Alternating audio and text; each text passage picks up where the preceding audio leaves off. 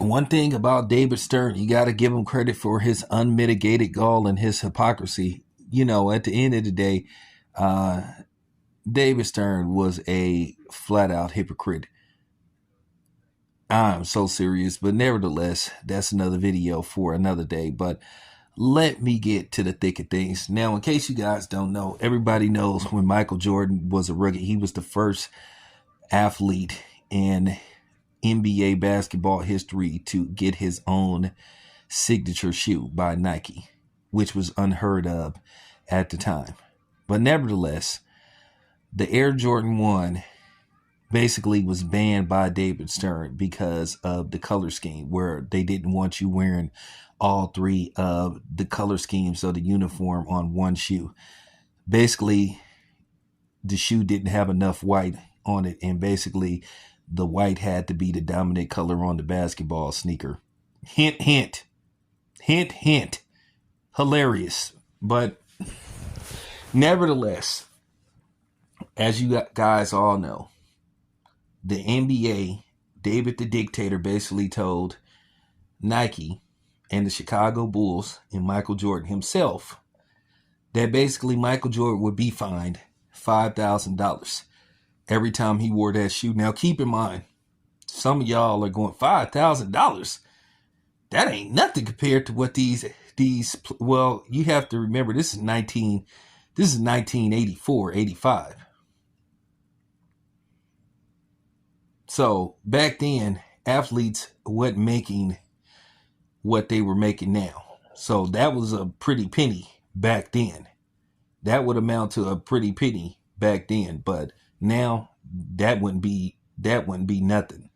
But nevertheless, Peter Moore, the designer of the shoe, Peter Moore is no longer with us, and Nike VP at the time, Rob Strasser, went to New York to meet with David Stern to convince him not to ban the shoe. And basically, they had a failed meeting where David Stern basically said that he's not going to allow the shoe. Now, me, myself, David was just being David at the time, because keep in mind, David Stern sometimes, I think, interjected himself, sometimes a situation that didn't need him interjecting. Sometimes David Stern active if people came to see his white ass. But nevertheless, he just basically said that he was going to ban the shoe. And then basically on their way out, Peter Moore and Rob Strasser was about to shut the door, and David Stern, guess what he did? He basically said, could they send him an autographed pair of Air Jordans for his son, because he said his son thinks he's a jerk. Go figure.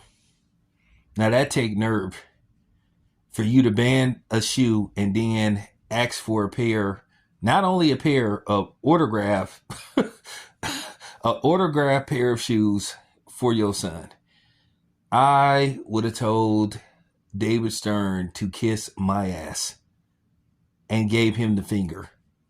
That take nerve to ask for a pair of shoes that you banned and won't allow, which went on to be considered the most marketable, profitable athlete in history.